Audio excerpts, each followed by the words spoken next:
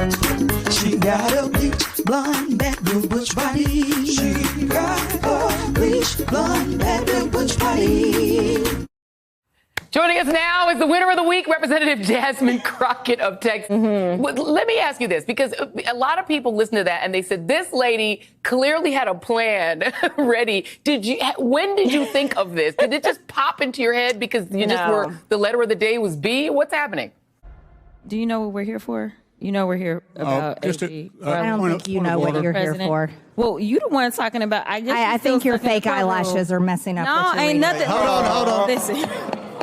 Order. Mr. Chairman, That's beneath even order of your committee. I'm just curious, just to better understand your ruling. If someone on this committee then starts talking about somebody's bleach blonde, bad built butch body, that would not be engaging in personalities, correct? A what now? Oh, what now? Definitely B was stuck in my head, but I needed to use it appropriately. Listen, I did not have this locked and loaded. After the chairman decided he was going to rule that way, in the midst of me trying to get his attention so that I could do a parliamentary inquiry, I looked over at her and I started from her head to her toe. So that's why I started with bleach blonde. My granny used to have a saying. She used to say that people were bad built. Y'all know how old black women can get sometimes. They just say what they say.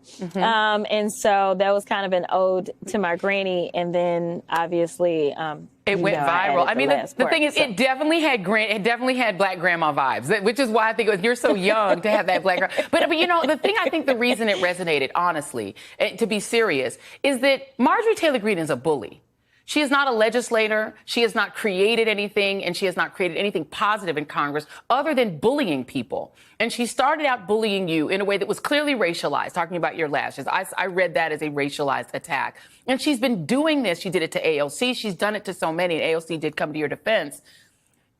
What is it like having to be in a legislative body, which is supposed to be a prestigious institution, with someone like her? Yeah, it's completely unproductive. But listen, she is showing the world who she is. And the fact that the Republicans continue to give her cover, it tells you who they are as well. Now, they want to disassociate themselves from her. But in reality, when you don't check her, you basically are complicit in the things that she does.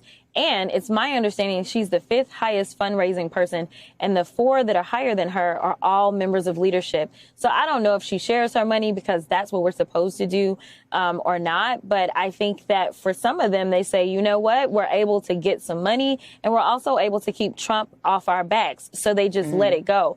I will tell you that I've had thumbs up, winks, and comments from the other side. Some I like your lashes. Like, listen, nobody's coming for her defense, and they're all patting me on my back. So, yeah.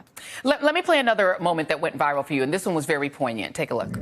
It did not seem as if my colleague understood that someone can be diverse and qualified. And it is why you have people like me that get very frustrated, not just in the halls of Congress, but in general in this country. There are those that would make some people believe that because I happen to be black and or a woman, that somehow, even though I can rattle off all the qualifications in the world, my blackness makes me unqualified.